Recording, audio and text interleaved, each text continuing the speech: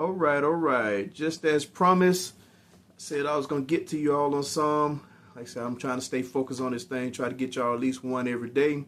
Just got in a little late from work, trying to, get some work in. Um, Had some things, some big changes have came and happened through within the last 2 weeks. But that's one of the things I always say: be careful what you pray for. Not that it's a bad thing, but you have to be prepared for it. I'm glad I'm very, very close to my God, and I'm very, very faithful and try to stay true to everything, and still gonna be myself, and just continue to pray. I had an emotional day yesterday, so I didn't get a chance to post. I was gonna post, but I had a little bit of a crackdown, but it worked out. Like I said, I had to just pray over it, just get it out my system, so I can get on track and get focused, and just make myself be able to hear more from God. This one is going to be based on Philippians 4. Take it all in. This is going to be one of those ones you read the whole chapter, Philippians 4. Philippians chapter 4. Read the whole thing, and it's just something that I find, and that's what's keeping me whole and keeping me straight and keeping me focused. And it's the basis of it is find joy and peace in contentment and faith regardless of circumstances. So circumstances change, and it was a good thing. The devil always have things to try to get you down, but it's all about your faithfulness to God and just your trust in him. And, he's staying on me more and more about trust. So you just have to avoid anxiety through prayer and be succumb to humility. I had to do that. That was a big part of it. And you just got to rejoice in the Lord. Rejoice that he's still there. He's going to be there for you. He's the one that's going to help keep you sustained. He's the one that's going to help, you get through everything that you go through, all your trials and tribulation. And you're going to continue to pray.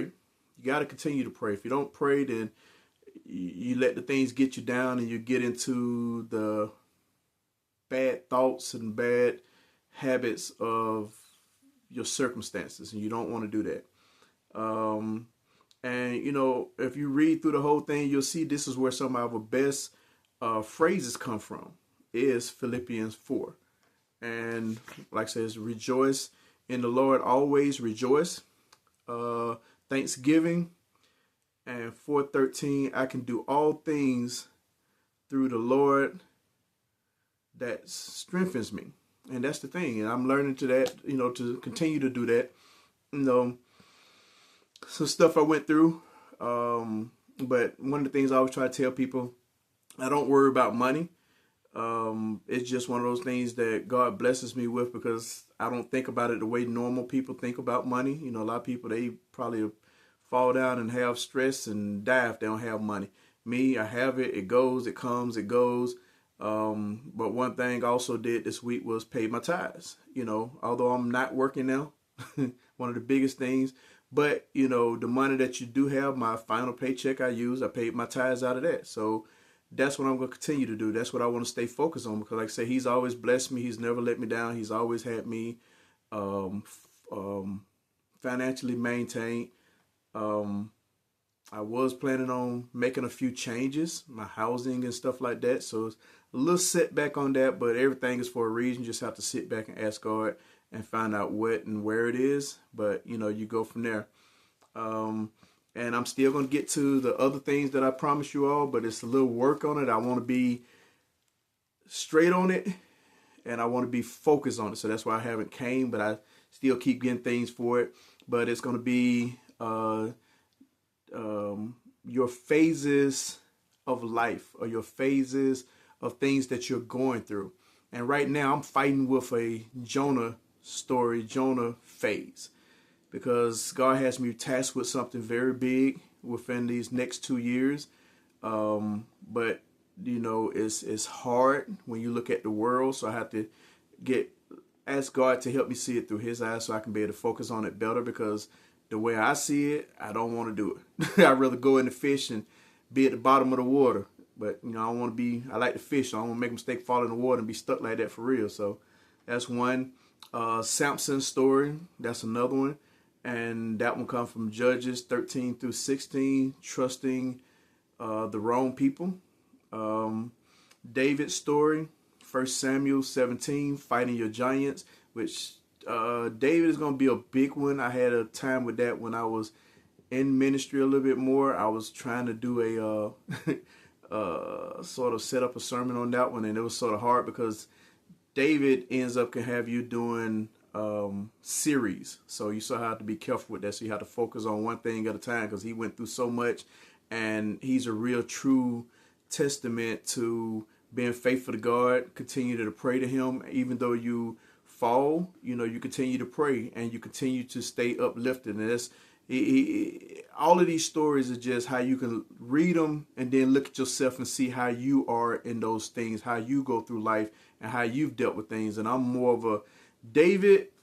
I ain't never been no king, but sometimes that lust will mess with you, and that's what I had to deal with a lot of that when I was younger. I ain't too much now because I really don't care as much on that stuff no more. Then you got Job's story, Job 2, when they give up on you, all your friends and your wife. So, that's one of those things, getting into staying focused. And like I say, just like I always tell people, if you follow the Bible, you can avoid a lot of things. And with him, I'm pretty sure he did. But, that's one of the things I want to get into and focus and talk to you about. Probably more of my relationship part also. But make sure you're equally yoked, because you want to have somebody that stands by your side no matter what you go through. But you have to look at it on both sides. The female side, the male side. And he was a good, faithful person. And he didn't do what I would have did. But I'm still a work in progress on that stuff right there. So that's probably why I ain't married. So, but I want to have the right person, right equally yoked person, because people I date and been around, their minds aren't there. They're not ready for none of this stuff for him. Because like I say, if I go through stuff, you have to go through it with me, but you got to be able to understand and see my mind, my thoughts, and how I go through things and why I do things the way I do it. Because everybody, it's all about your relationship with God and how you go through things that you deal with. So it's all about how you go through it, because if it's your relationship and how you see God and how God will work with you through the things that you have the problems with. And like I said, when I get into these stories, like I want to get focused on, you'll see what I'm talking about. And it'll help you get where I am with a better relationship with God, a better walk in this life, and be able to deal with things that you never thought you can deal with, because you have that relationship and nobody knows your relationship. That's why I try to keep trying to get people to understand it's about your relationship. That's how you deal with things, because people can be like, well, how is this person still strong? How does this person still have a smile on their face? How does this person still go through all this stuff? But it's where you are. If you pray on it and, go from there. Even I talked to my pastor about it. I said, you got to be careful what you ask for. I said, I asked for a certain thing and it happened. And it was less than 24 hours. And, the devil thought he won, just like with Job. He thought he won and was one leg up on me, but I'm still good. I even had some back sliding stuff I did, and I'm still there. I'm glad I never had a drug habit, never had an alcohol habit, and, some other habits I did have. I'm glad I ain't got a lot of them no more, because I would have been a good wreck for these last 2 weeks. But, I've been going through. Another thing I want to do is get y'all to go do with me once we start getting into these things is fasting. That's one of the things I haven't been doing as much, which would have made things a lot easier. But I'm glad I can pray, and I'm glad I got, right mind. So that helps me out a lot. So like I said, just continue to, if nothing else, do the minimal. When you wake up, thank God for helping you, allowing you to wake up and your good faculties, being able to be of good mind. And top it off with, he's done for you already for the day. Just tell him, let you be a blessing to somebody. And just do that. Just try to be a blessing to at least one person. If nothing else, sometimes you might bust it up and say 2 people, maybe 3 people. If nothing else, do a pass it forward. Go to McDonald's and pay for the 3 people behind you. Just a little simple something just to show that you appreciate God and what he's giving you. And he's going to give you more. I guarantee you, within the next 24 hours, if you do these things within the next 72 hours, you're going to start seeing the blessings. But you got to start doing it. So take the first step and just read those little bit I already told you. Look over the chapter I told you, Philippians 4, and that's going to be your basis start. Talk to y'all later. Be blessed. Holla at you. See you later.